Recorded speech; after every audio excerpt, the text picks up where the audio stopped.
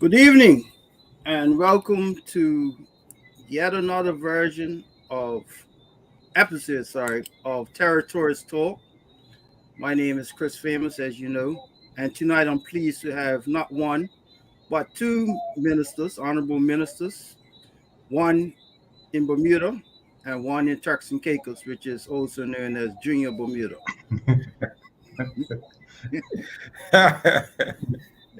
So it's my pleasure to introduce Honorable Jamell Robinson, MP from Turks and Caicos, and Jason P. Hayward, Minister from Bermuda. Introduce yourself, Honorable Robinson. Thanks, Thomas. Thanks for having me, and good evening, Turks and Caicos, Bermuda, Mother Bermuda, I guess, in this instance, eh? You're learning. The wider Caribbean, all my colleagues. I'm Jamell Robinson, Minister of Physical Planning and Infrastructure Development. I am a first-term Member of Parliament, All Island, or at-large candidate, MP. This is my first term, first time being a minister. I was previously the Minister of Health during the peak of COVID, so got my stripes real early in my tenure. As well, father of three, husband, and I guess basically a nationalist of the Turks and Caicos Islands, to summarize who I am. All right. And introduce yourself, Honorable Hayward. Good evening, Brother Famous and your listening audience. My name is Jason Hayward. I'm the Minister responsible for Economy and Labor in Bermuda, responsible for economic growth, development, the expansion of jobs, labor standards, labor rights, labor relations, workforce development, financial assistance. Like my brother, this is my first term as a minister. I was elected to Parliament in 2019, and I became a minister in the year 2020, and I've been plowing away ever since. Okay, so we'll start off with you, Honorable Robinson. First of all, how you all making out with the passage of Tropical Storm Franklin? So far, so good. Of course, we're still on the tropical storm warning with Tropical Storm Franklin. The last update, it was trending towards the east of Grand Turk. So long as it stays on that track, which is north-northeast, it'll kind of pass us to our eastern side of the island chain. So it's kind of moving away from us, and the majority of the winds are on the eastern side of the storm itself. So what we are experiencing, and from my latest report from persons who are on Grand Turk, the wind speeds have picked up a little bit, but there's been some raining off and on throughout the country today. So I think we just have to make sure we don't have any quick flash flooding and any just flooding or generally. But um, the last updates from the Bahamas Met Office as well as our TCI weather service that we were looking at 1 to 3 inches of rain in the eastern islands, which is Grand Turks, South Caicos, and Salt Key. So all in all, as long as the storm continues on the forward speed it's on, which is I believe it was like 13 miles an hour, we should be okay by sometime early tomorrow morning. It should be well on its way out of the territory. So we're doing fine so far. Fingers crossed that it continues on the pathway it's on right now. Mhm. Okay. So what is the total population of, for those who don't know, what's the total population of Turks and Caicos Island?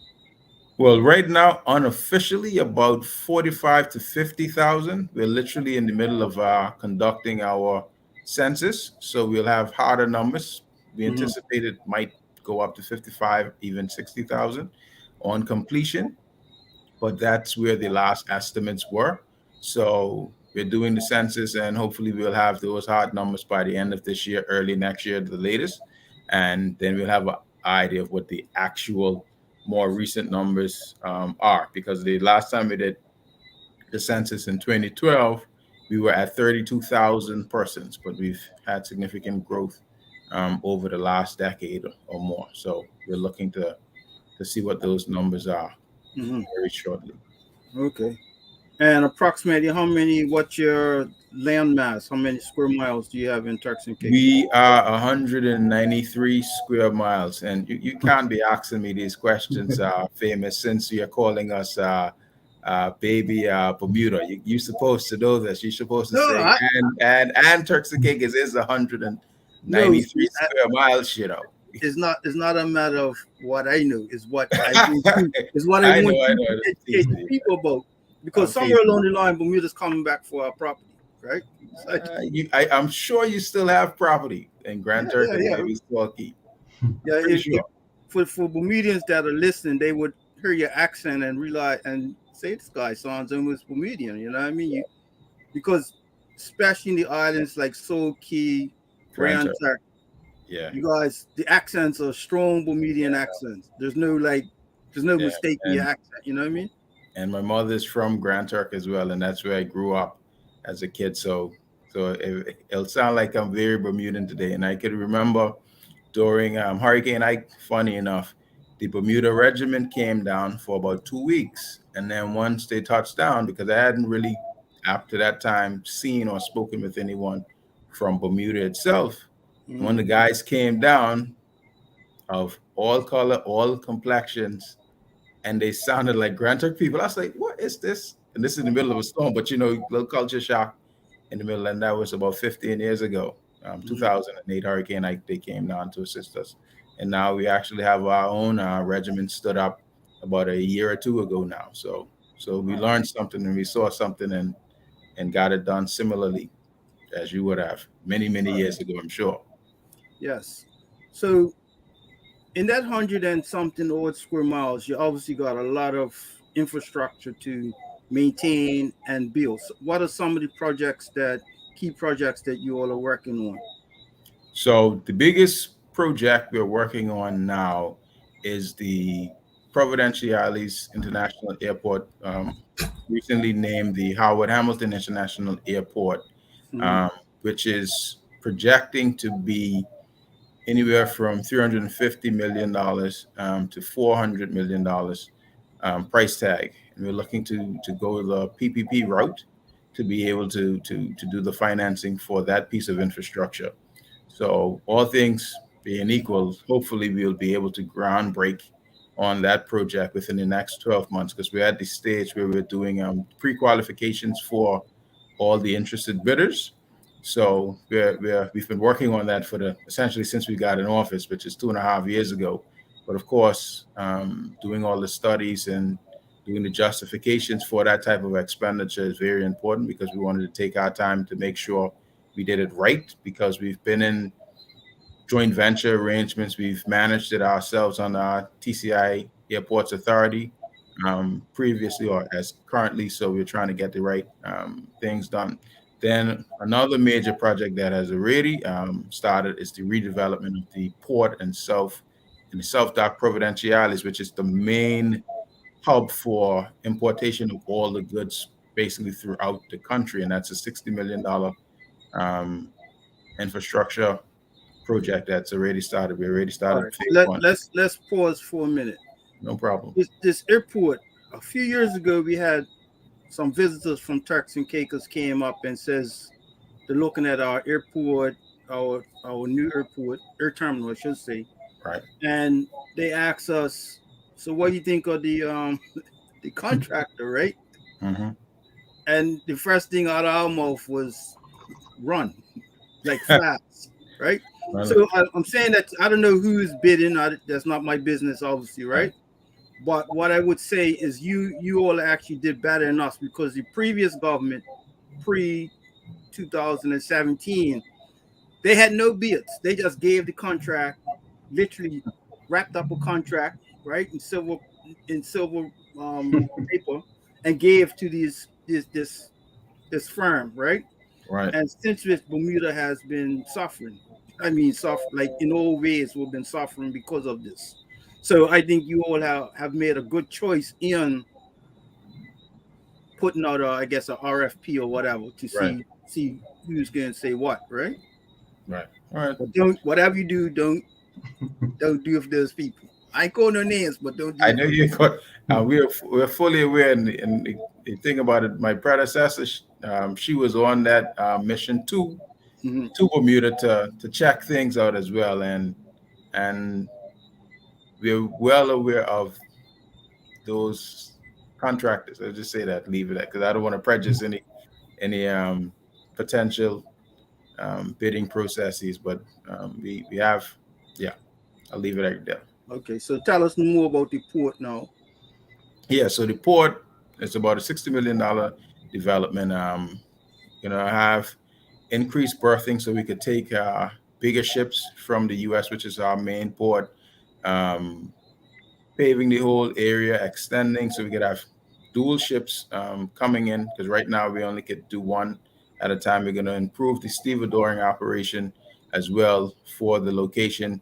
We're going to expand the port area in of itself, because the footprint where it is now isn't enough to be able to accommodate the type of projections we're going to be looking at into the future, because we have a significant amount of development that we're poised to have in terms of increasing rooms from hotels and or villas throughout the country, but particularly in Providenciales. And as the Minister of Planning, which is physical planning, I would get to sign off on most of those minister certificates, which would be anything over $1 million that has to go to the planning board. So those things are coming in time, basically, with the airport being redeveloped, as well as the port being redeveloped to support the type of infrastructure development that we would be doing. And of course, we have to invest significantly in the road network. We have slated thus far, and I say thus far, about $20 million in roads that we are looking to do over the next 18 months throughout the Turks and Caicos Islands. And of course, we would want to do a lot more as well. So, and my focus particularly is trying to get improvements in our community infrastructure, those community roads, because yes, we would have a few highways that takes the major traffic from the airport to the hotel districts and stuff like that. But for me, if the resident who has to go to these hotels and go to the office blocks to work can't have a nicely manicured road into and out of their neighborhoods, then we haven't done our jobs as elected ministers. And of course, building schools, building clinics, and all of those types of infrastructures to increase and improve the livelihoods of our citizenry is what me and this government is focused on in our tenure. So we intend to deliver that for the people well in advance of our going back to the polls in another 18 months or so. So let me ask you this. You have like in Bermuda we call it Ministry of Works and Engineering. Yeah. Who as far as the roads, who's going to be responsible for building the roads and then maintaining the roads? Because that's actually an issue in Bermuda that we're a challenge that we're having right now. Well, that's essentially my ministry, but the way we are doing it now is we would have it contracted to a private contractor to do the building. So the roads that I'm talking about, at least just under 5 million in invitation to tenders already out. So we're getting bids to bring that in. Now, the smaller side of the maintenance would fall with the Public Works Department, which is in my ministry now. So that would be fixing any potholes and small works. But the majority of the work and the maintenance would be something that's contracted out. Now, in the past, like in the last 10 to 15 years, a decision was made to convert the Public Works Department more into a engineering and maintenance services department, which you kind of more or less project manage everything. So a lot of the improvements or the skills that used to be in government are hired directly to be able to do some of these things and have the heavy machinery and all these things to do it ourselves. It was divested from the government. Now, I guess one might argue which route is the best to take in terms of maintaining your public infrastructure. Mm-hmm. I don't really know because both have their ups and downs, so their challenges as well as their benefits. But that's the route we do now. So it's primarily contracted to private sector companies to be able to do it on our behalf, and we just give oversight to make sure it's done properly. Okay, I want to take a moment to pause to introduce to you, Honorable Robinson, Honorable Hayward, my co-host, lovely Shaina M. Smith Archer from the Virgin Islands. I don't say the B name because that's a bad word right now. Yes, the Virgin Islands. I had a very intense conversation about our name today, actually. Good evening, everyone. Good evening. Good evening to our guests and to our audience near and far. Thank you for tuning in tonight. Yes. So continue, Honorable. So yeah, in a nutshell, that's where we are with our management of how we do the infrastructure with the road. So it's privately contracted. That's the route we've taken over the last 15 plus years after the reform. And what are some of the other infrastructure developments? Okay, so some of the other infrastructure developments, and again, this is kind of my not pet projects, but my interest, and again, trying to focus on community enhancement. So we've done a series of gazebos for recreation. We're looking at refurbishing a number of parks and courts across the Turks and Caicos Islands, improvement of pavements, of course, doing general street cleaning and maintenance, as well as doing various community enhancement projects, fixing jetties, improving our beach facilities across the country. So we have several projects that we are going out to tender in relatively short order in this budget cycle to be able to do improvements. And particularly for Grand Turk ongoing, we have our Grand Turk Sports Complex that will be a great facility and can be doubled as a shelter, clearly, given we're in the hurricane zone. Never too much shelter space, as well as a number of other projects going on across the country for us. So I think we're definitely busy. The Ministry of PPID is definitely fully engaged in these projects, working across the government, because as I say, and as has been said about our ministry, we consider ourselves the engine that drives government, because as your Ministry of Infrastructure goes, so does the government. So let me ask you this: how many under your ministry, specifically to do infrastructure, how many staff do you all have? Not enough, I can tell you that. Every minister says the same thing. So I hear no, not enough. Legitimately, not enough. We were actually having a conversation today, me and the premier and our ministerial colleagues, because we were doing a pre-cabinet as we have cabinet tomorrow, and he was pointing out to me, looking at some of the vacancies throughout my ministry, and we have 19 vacancies. And those are key positions to be able to deliver better for the people of the country. And that's just the vacancies that's in the budget. That isn't the need necessarily for my ministry to be able to deliver. While we are small, because for us it's only 4 departments. So we have public works, estates management, we have the planning department, as well as our housing department. And I forgot to mention that is a part of our infrastructure improvements, because we just recently rolled out our housing policy that we have $3 million set aside to start the housing initiatives throughout the country as well. So we're relatively small. So when I say 19, that's 19 across just 4 departments, but it's key in terms of us supporting not just the initiatives that fall directly under my ministry, but also the initiatives that is across every ministry. So some of the things I would outline in terms of the parks and the beach improvements, those might be under the sports department substantively, or education, and the others might be under environment or tourism, on the other hand. But we have to give input, and from the QS standpoint, engineers, project management, to be able to see those things to fruition. So legitimately, this one minister legitimately needs more staff, even though we all say that. And Okay. I'm sure Jason is going to say he needs more staff as well in a minute when he comes home. But legitimately, I need more staff.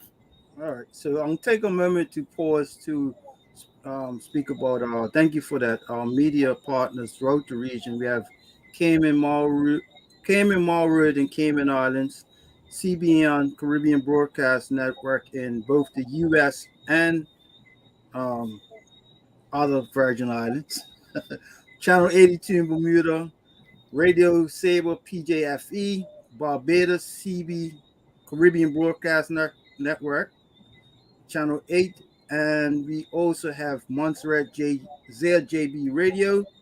And in the Turks and Caicos Island, we have Radio Turks and Caicos. So what we're going to do now, Minister, we're going to just go through a few of your slides, and you just give us a brief description, and then we'll transition to Honorable Hayward.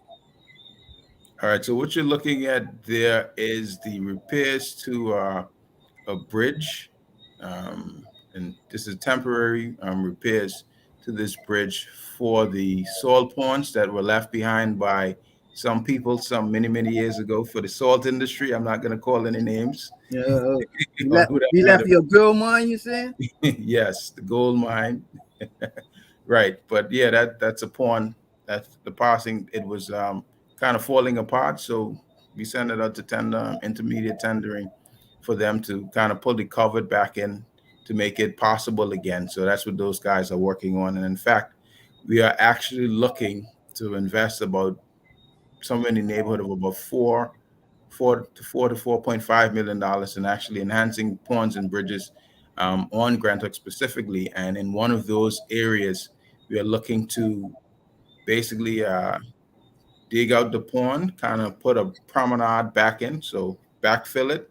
So we have like a shopping district in that particular area, and then like ring fence it with road infrastructure around it to kind of revitalize that entire area. So that's one of the big projects, because of course ponds are a part of our history and our heritage.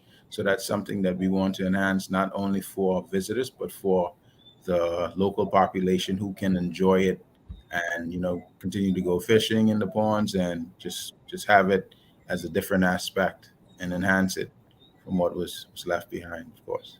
Okay, and this slide. So what you're looking at is the day that the entire cabinet visited Middle Caicos.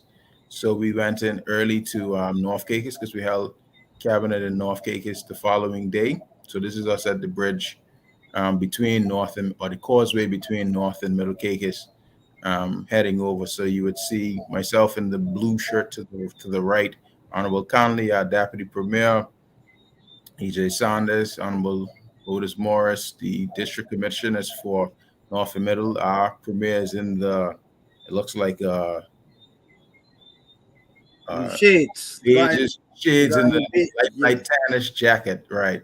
Next to him would have been the acting governor, deputy governor, Anya Williams, and our attorney general, and the other members of the cabinet as well. So that's what that was. Okay. And this one? So there, I'm discussing with the people in South Caicos the revitalization of the Regatta Village. So I was giving them a presentation of what is to come, because that's one of the infrastructure projects that we're doing between this budget cycle and the next budget cycle, which is about $1 million. And the Regatta Village is a festival village, and that it's been going. The Regatta Village and the Regatta Festival would have celebrated its 56th year this past May, and it commemorates the time that the Queen would have visited South Caicos, and they held a regatta festival. So every year for the last 56 years, I believe, she's been to South Caicos, or the Turks and Caicos in general, and of course, she's passed since that time, of course. So that's what I'm describing to the people of South Caicos. All right. Well, thank you, Honorable. We'll circle back to you later on with some other pertinent questions about TCI. No problem. And we now transition to your fellow minister, Honorable Jason P. Hayward. Good evening, Minister. How you doing? Good evening, Brother Famous. And again, good evening to your listening audience. I'm doing well this evening. So tell us, who is Jason P. Hayward? Jason P. Hayward. I'm the minister responsible for economy and labor.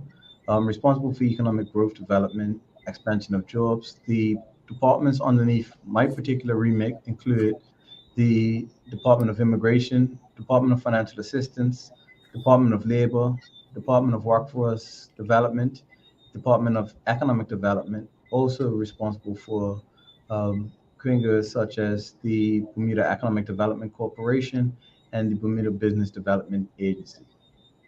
Okay, so sound like you have a lot of departments, obviously, but tonight specifically, we want to touch on the work that you've done for the minimum hourly wage, which is a first for Bermuda.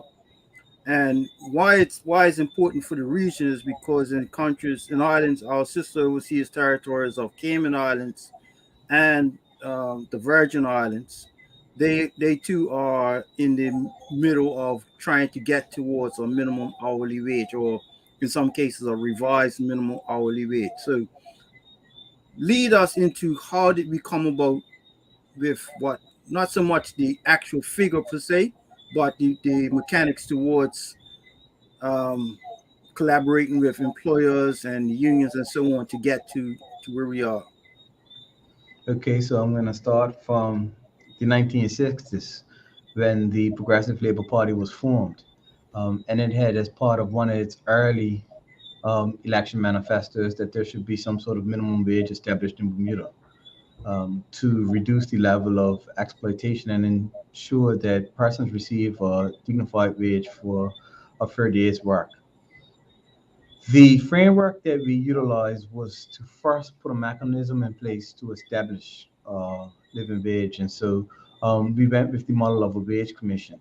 And so we established a wage commission to do two things: look into a minimum wage and look into a living wage and provide the minister with strategic recommendations. The wage commission is to issue reports to the minister. And then the next step after the wage commission provides the minister a report, then the minister needs to put a framework in place for the establishment of a minimum wage. That is actually done through an order. There are adjacent pieces of legislation that need to be put in place to ensure that once you establish a minimum wage, that there is the appropriate enforcement. And so we have enforcement legislation which sets out penalties for employers who choose not to obligate their responsibility to provide employees with a minimum wage rate. And so it's three steps. The first step is establishing a commission that looks into the matter and provides key recommendations to the minister. The minister then We'll take those recommendations, discuss it with cabinet and the wider caucus as to the implications of those recommendations and what the government feels it wants to move forward with. And then the next step is ensuring that you have the appropriate legislation in place to ensure that the minimum wage is something that is in law, that every employer must pay an employee um, above. And secondly, ensuring that you have enforcement provisions in place so that employers don't turn a blind eye to the order which is set. Okay. So how how did your committee, for lack of a better term, how did you arrive at the figure that you arrived at? And so the Wage Commission made a recommendation that a minimum wage between $15 and $18 in Bermuda would be economically palatable. And they provided a number of options between $15 and $18. The government at the time determined to go with one of the lower options because we determined that we can always adjust the minimum wage upwards. But if we put a minimum set a minimum wage that is ultimately too high at the beginning, and it does have a negative economic impact, it is very difficult to revise the minimum wage downwards. And so we took a more conservative and cautious approach in terms of moving forward with the minimum wage. We looked at the recommendation they provided, and then we done inflation adjustment because there was a lag between the recommendation and the time of implementation, and we progressed the minimum wage rate up into $16.40. So $16.40 is the minimum wage rate that is set in Bermuda. For employees that work in hospitality who receive commission and gratuitous, or gratuitous and service charges, we allowed a hybrid structure where they receive a base wage and then the gratuitous can make up the remainder of a minimum wage rate. If the base wage plus the gratuitous in any given hour are less than the prescribed minimum wage rate, it is the employer's responsibility to ensure that the $16.40 is paid on an hourly rate. For workers that receive commission, it's the same thing. If their commission doesn't add up to the average of $16.40 an hour, it is the employer's responsibility to ensure that the employee receives at least $16.40. Okay. Shaina, or So Tanya? sure. I actually had a conversation today about this because, as Chris alluded, that the conversation has started again about revising our current minimum wage, which is $6. So I'm blown away by the figures in terms of double digits that you're calling here. And I think for us, one of the questions or concerns, how it came about was because currently we were reviewing our social assistance program. So what UNESCO outlined in their report is that because the minimum wage is so low, or basically the baseline in terms of people's salary is so low in the country, there are more people in need of social assistance. And of course, that's never a sustainable situation. So we need to look more, in terms of from an economic standpoint, what needs to happen there. What triggered the conversation in terms of looking at the minimum wage in Bermuda? We certainly had notable exploitation of workers. Bermuda has one of the highest cost of living in the world. Mm-hmm. And we find it egregious that we had workers that were subject to such low wage rates. And so it prompts us to say, from a social justice standpoint, what needs to be done. And we determined that we had to set a minimum wage rate to ensure that exploitation doesn't continue to take place, so that we can improve the purchasing power of employees within the country so that they can provide for their basic needs. So we're driven by the social justice ethos ensuring that persons receive dignified wages before 30 days birth. Yeah. And that was part of the conversation I was having today. So full disclosure, guys, I'm also the chairman of the board at the Chamber of Commerce here in the Virgin Islands. So, this is obviously going to be something that the business community is going to be watching keenly. And what I said to the interviewer today was, this is something that, it can't be, it is a change that's made overnight. More study has to be done because, again, the conversation was triggered from other conversation where the focus was about social assistance. And, I said to them, if we might investigate how much it actually costs to live in the BVI and find out that our living wage is way more than we think. Because as a tourism destination, we find everything is going to be more expensive, and I'm sure it's the same across all of the OTs. And, as you said, exploitation is something that we have to guard against, because that is something that we do see here, even though it's not a large conversation, but it is about I think it's the income inequality that persons are basically experiencing, especially since the hurricanes in 2017 and then the pandemic recession that came after 2020, where, tourism as one of our main economic pillars was shut down. So persons were basically unemployed for months, if not over a year. So those are definitely things. So in terms of the response from the business community, are you seeing resistance? Is it something that they're welcoming? Before we implement it, we did do significant rounds of consultation with the business community, especially the hospitality and hotels and restaurants, to ensure that they were clear on the framework that we were using, and to have an understanding of what was some of the negative impacts of the implementation of the minimum wage rate. So there's that dialogue been doing, and I think that was important for us to have a seamless transition into establishing a minimum wage by ensuring that we had meaningful consultation with employer groups.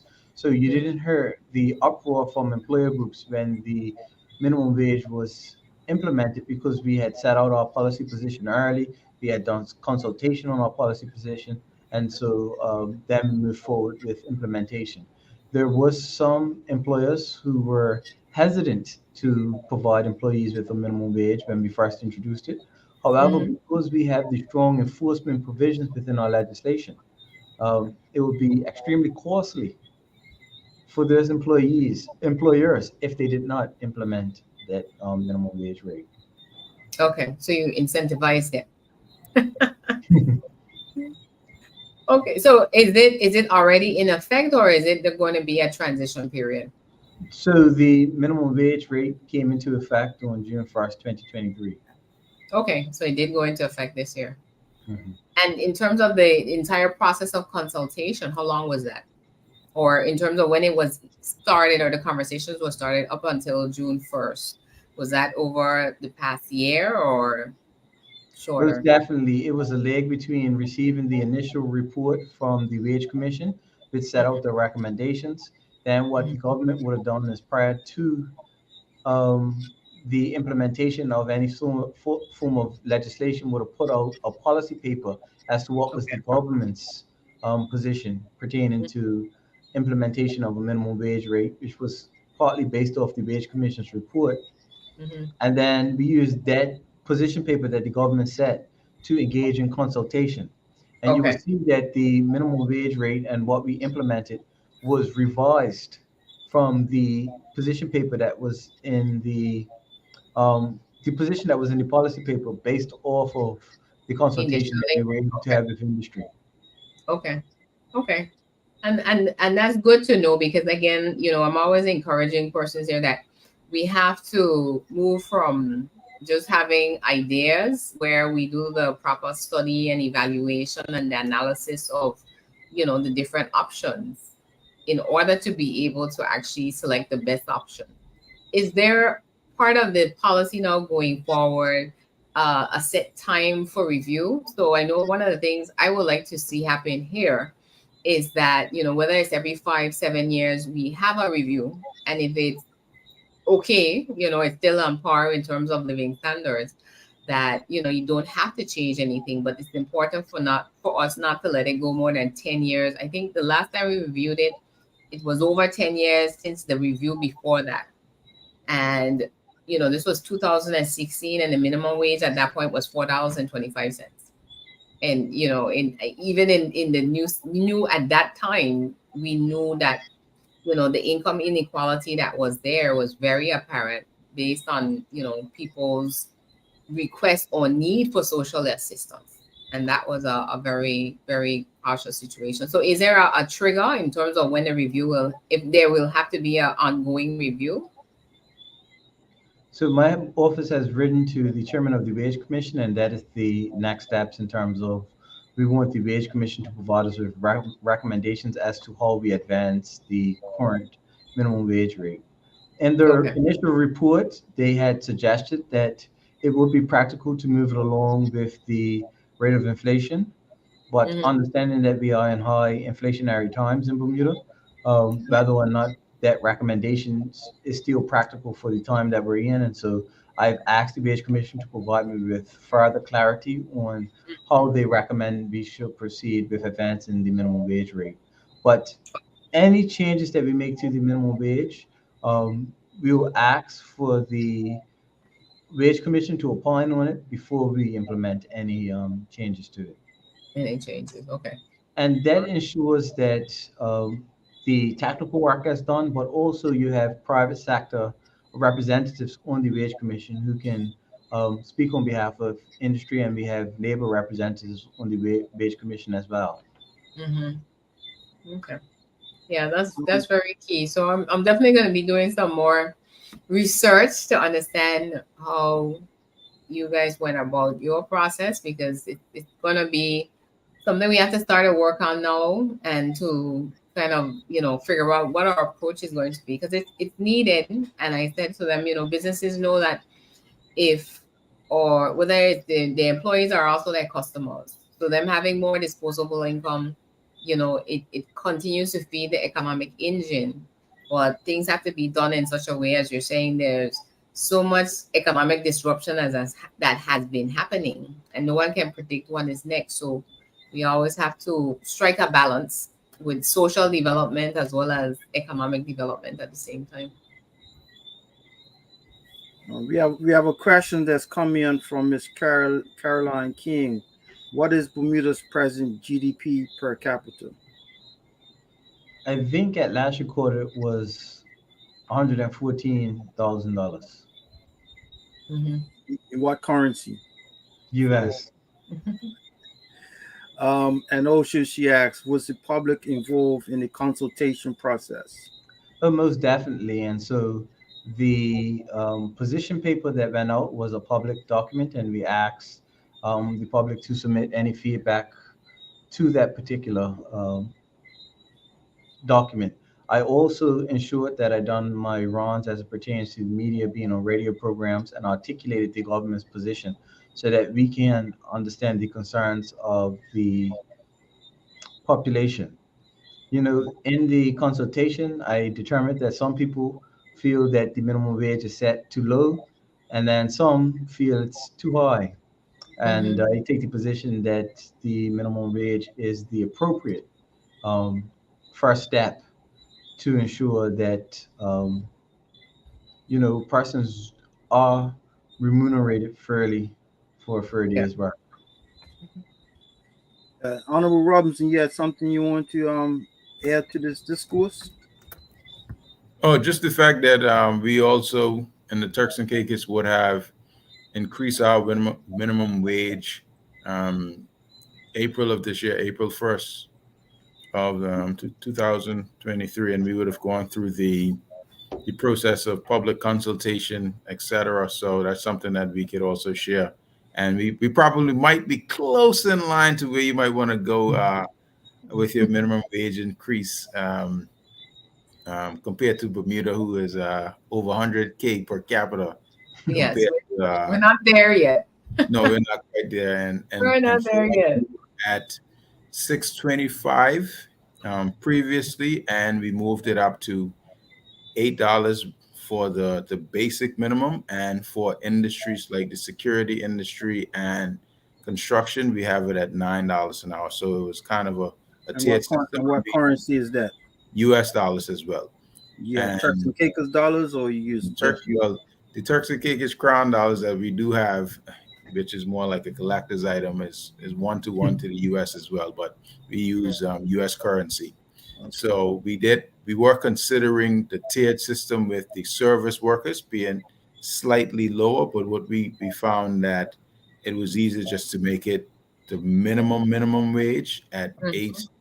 $8 an hour, and then have a higher tier for those skilled areas that we thought about. So in that instance, that's how we ended up doing it after our significant public Only that. consultation as well. Yeah, So we why was that done? Because this is the first I'm hearing. Usually we hear about the service industry versus a baseline.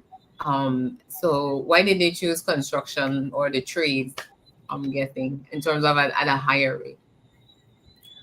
Well, because we figured it was a higher skill set, and again, it was 3 tiers initially, where you had a lower tier, Mhm. which would have been, I think we were considering 725 for the service industry workers, because we anticipated them being able to get their gratuities to kind of bump them up to $8 or more, right? Mhm. But we said that to make it less complicated, because if you are saying that you have the service industry at 725, and then the other industry, the quote unquote other industries at $8, and then the security workers and the construction industry and a couple of other key persons at 9, then effectively your minimum wage would have been 725, Mhm. because we didn't have the calculus the way Bermuda would have done it, where you have it that the employer has to To fill make in up that the difference. Yeah. no matter what to get to the 1640, which Mhm. is the effective minimum wage. So we said, well, if the minimum wage is going to be $8, then we have to make it $8, as opposed to trying to explain why, well, it's $8 for the regular workers, but really it's 725 for the other workers. So from a Yeah. community standpoint, so all right, well, let's just give everybody the extra 75 cents, and that be the minimum, and then just Yeah. have one tier higher. So that's how we Okay. more or less decided. But it was several tiers as well. Okay. Yeah, that we don't have here, and again, it's something for us to do the study and do the public consultation, based on the information that we find out, and figure out where the balance has to be struck. So I will definitely be following up with, to see. We don't like to reinvent the wheel. At least that's my Mhm. philosophy. So you guys have already gone through the gauntlet. So we're gonna learn from what's been done, and hopefully again, we want to be fair to people, because someone called in on the radio show and she was literally hurt. She's like, $40 a day, Shayna. It was not 40, it was 32. Because it's $6 times 8. And she was like, what can that do for us when the price of eggs is $8, $9 here right now? So What, it per is. egg? Pardon me. $8 per egg. $8, no, $8 for a dozen eggs. You gotta contextualize. See. All Um, right. we have some folks tuning in from Turks and Caicos. We have, I hope I pronounced it correctly. You want to pronounce that for me, Honorable Robinson? Deanta, is that the one you're referring to? Yeah. Okay. Deonta Baisden from Turks and Caicos. Mm-hmm. And we also have the Honorable Sean Malcolm, who is I want to say, the Minister of Health in Turks and Caicos. Thank you, Honorable, for tuning in. He's also, I think, if I'm not mistaken, he's also the chairman of your party, or one of the chairman of your party, Honorable Robinson. He was the former deputy chairman, because we just had Congress on Saturday. And your guest, the last Turks and Caicos guest, Honorable Kyle Knowles, he is now our chairman for our political party. So The chairman, bodes, yeah, he's the chairman of the whole party. So it bodes okay. well coming on your show, Honorable Famous and Honorable Smith Archer. So I don't know what's next for me. So just from a political standpoint, Right. As we're wrapping up, tell us what I forgot to tell us what's the name of your party in Turks and Caicos. The Progressive National Party. Progressive National Party. Okay. And what are the founding principles of your party? The founding principles of our party is essentially people focused, economically progressive, and basically moving the country. And I stepping out a little bit here, but basically moving us closer to self-determination. That's what it's all about. And Honorable Hayward, what's the name of your party? And so I represent the Progressive Labor Party, and we operate on the ethos of social and economic justice for all. And we have enshrined in our Constitution self-determination and moving to a sovereign nation as part of our mission statement for our organization. And so we will continue to develop the country and strive to that particular objective. Mhm. And we also have the Honorable Dr. Carl Dawson from, I think, somewhere you might know, Shaina. This is actually my district representative. Oh, yeah, okay. You pulled him out of the woodwork. Yeah. Good evening, Honorable Carl Dawson. And we have How can you join us tonight? Abigail Dows. I can't Delancey. I think it's Delancey. Okay. I think there's a little typo with the S. It should be A. How you know? And how you know her name so good, Honorable? I did tell you at the beginning I'm an all island member. I have to know all people from all islands. And she is a friend and former classmate, though. That's a good recovery. Yeah. So I mean, the thing is, and I as you said earlier, I already knew the answers, but I wanted people to understand Progressive National Party, Progressive Labor Party. The only difference is the L or the M, right? It's the same philosophy. And we're going to do a show one day based off of what we have in the Caribbean is what you call sister parties that will form basically not necessarily the exact same time, but around the same time with the same philosophies. And Bermuda, the PLP, which is our party, and the PNP in both Jamaica and the PNP in Turks and Caicos are philosophically aligned as sister parties. So we have an episode on that in itself. But I think that would be very important, Chris, because that is one of the things I know for us here in the Virgin Islands, where persons often say there's no difference between the parties, or you don't see a difference in the philosophy. So why should you support one over the other? So that is definitely a much needed conversation that we need to put on the roster to kind of start to break those things down and help persons understand it's a name is just not just a name. It should be that. I could tell you folks categorically in Bermuda there is a vast philosophical difference between the PLP and there's other folks. But we'll get into that another time. Yeah, so we definitely have that conversation. So this is what Honorable Dawson puts up. Good evening, Cousin Thomas. Okay. Well, guess I just got myself a new cousin.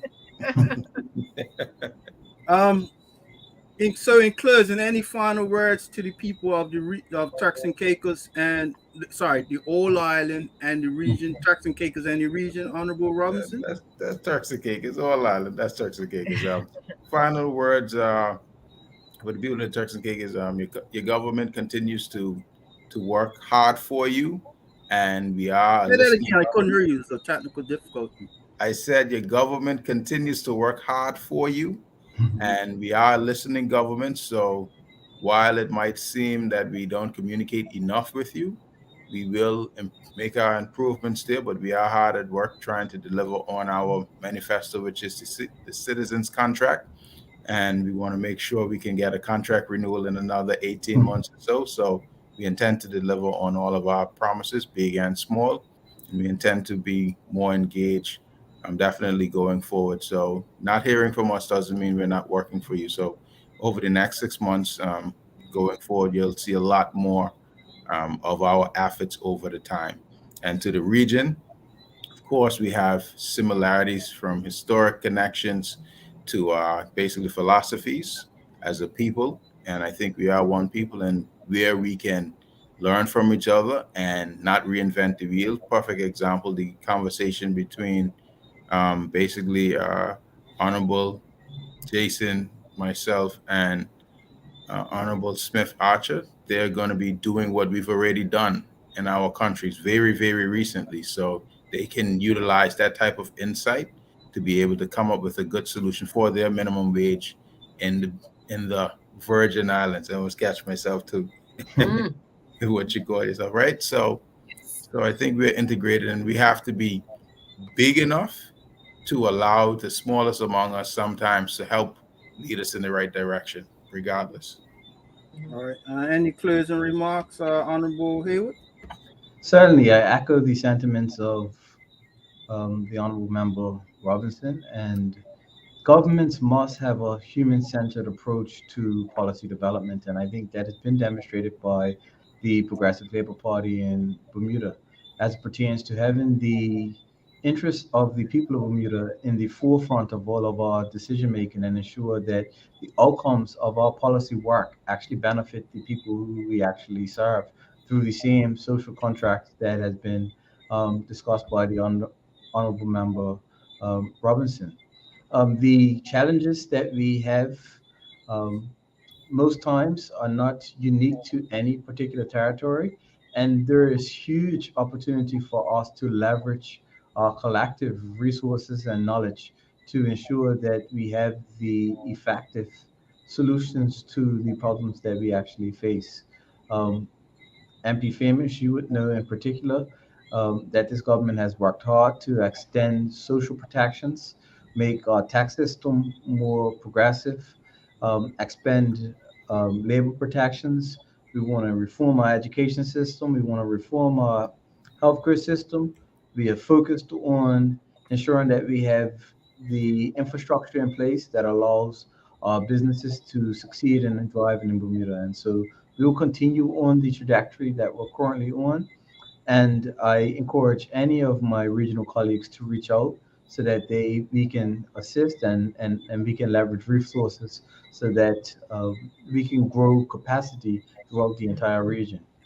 Yeah, that's important. We have a question from Miss Caroline King that we're going to pull up in a minute.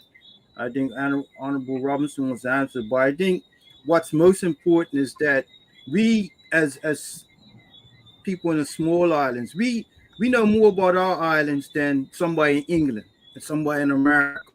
And too often we find our governments hiring consultants to come down to give us some their opinion on something, and it doesn't work out. Whereas Mhm. we know what happens in small islands, right? And so we have to lean on each other more and get away from the, if that white ice is better than black ice, right? So that's what I would say. That's one of the ethos of this show is for us to lean on each other, right? So we have a question that Honorable Robinson should like to answer. All right, thank you. I think the question that Caroline gave earlier was, what is your leadership philosophy? I guess she might have been asking it to the panel, but for me particularly, and hopefully this does answer her question, because I think she was feeling like we were kind of skipping over her question, so that's why I kind of flagged it. My leadership philosophy is basically servant leadership. Um, if you say, "He that is greatest among you should serve," so if you're focused on giving service to the people of your community, of your country, of your district, of your region, I think you'll be in a good place, because all of your decisions will align for their betterment, which in turn will make you better and better position to be able to deliver on their behalf. And I don't know how much persons listen to the late Jim Room, but he says the best way for you to get people to do what you want is to first do what they want for themselves at first.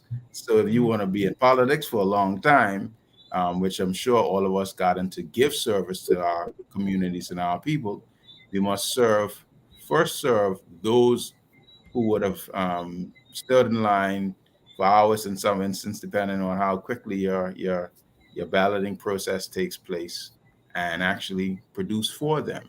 And then they will in turn put you back. You always know when a government is actually doing good by the results that comes the very next election, because you literally have a a quantitative measure of how good you've done a job as an MP.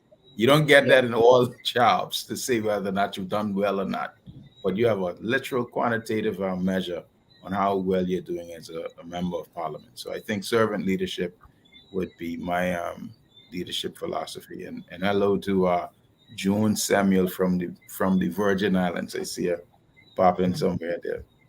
Yeah. We don't use the B word no more. Right. Any closing remarks, the lady from the place without the B word? So I educated some persons today that we have always been the Virgin Islands. That is our official name. And that, it's important, again, when it comes to identity, that we know who we are and whose we are in terms of that drives, again, the philosophy of our community. Because I think, what the Honorable just shared in terms of servant leadership is so key, where we're putting the people before our own interests, our own wants and needs. Because I might have ideas in the Chamber of Commerce that, I think are good for businesses, but at the end of the day, we're here to serve and support our business sector. And it's for us to first put them first, essentially. And if there's something, we're trying to get them to understand, we have to sit with them and have those humble conversations and say, this would be for the greater good and what that looks like. So I definitely support what he's saying, and, happy to have been here tonight. And look forward to future shows in terms of even exploring some more of the things that we spoke about tonight. All right. So we have to, because of our media partners, we have a 1 hour window.